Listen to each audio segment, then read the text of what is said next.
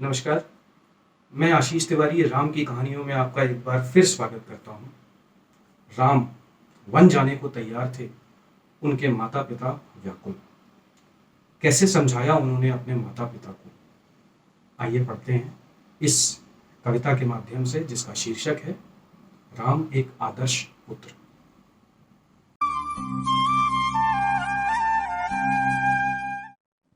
पिता का वचन निभाने को, कुल का सम्मान बचाने को, रघुकुल का दीपित ताज उठा, उतार मुकुट बांधी जटा।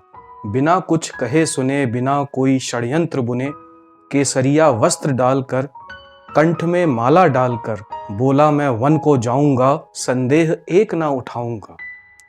कुछ तात्पर्य ही होगा माता कैकई के वरदानों में। माता ने नहीं किया कभी भेदभाव संतानों में। अब जो मांगा माता ने, वो उनका ही हक है। पालन करूं वरदान का, इसमें मेरा ही सुख है। राजा मैं बनूं या भरत, कोई फर्क पड़ता नहीं। चारों भाई में प्रेम रहे, इससे बड़ी दृढ़ता नहीं। ना शोक मनाए नगरवासी, ना ही परिवारजनी। भरत बहुत उदार हैं, अद्भुत प्रतिभा के धनी। माँ की इच्छा पूरी कर दूं, इससे बड़ा क्या सुख है। माँ की इच्छा पूरी कर दूं, इससे बड़ा क्या सुख है। बट इतनी सी बात पर क्यों छाया दुख सम्मुख है। इस सृष्टि का सबसे सुखमय क्षण आज आया है। शिक्षा का ऋण चुकाने का समय अब आया है। भरत यदि राजा बनेगा, इसमें मेरी ही जीत है। अनुज प्रेम सर्वोपरि, यही रघुकुल की रीत है। बड़ी प्रसन्नता हुई आज जो ये अवसर आया है। भरत स्वयं प्रखर बनकर सर्वोच्च शिखर पर छाया है। अयोध्या की सीमा के पार यदि मैं वन में जाऊंगा, अपने ही रघुकुल का गौरव हर तरफ फैलाऊंगा। ये मेरा सौभाग्य है, समय मुझे धरातल लाया। कभी नहीं राजभोग का लालच मन में आया। पर घर छोड़कर पुत्र चला जाए, कौन पिता स्वीकारेगा। अपने जीते जी ये बलिदान कौन पिता कर पाएगा। पुत्र वियोग कैसे सहते, बिन राम दशरथ कैसे रहते। मत जाओ राम बोले दशरथ, आंखों में आंसू बहते बहते। एक यही आदेश पिताश्री, मान पाना संभव नहीं। दिए वचनों को तोड़कर रघुकुल का वैभव नहीं। आज यदि वचन तोड़ मुझको इस ग्रह में रोकेंगे, समस्त परिश्रम इस वंश का कलंक अग्नि में झोंकेंगे। राम कहते हैं आगे, मुझको वन में जाने दें, इसी में कुल का गौरव है। आपका दिया वचन पिताश्री, अयोध्या का सौरभ है। हठ छोड़ उठकर शैया से मुझको खुशी से विदा करें।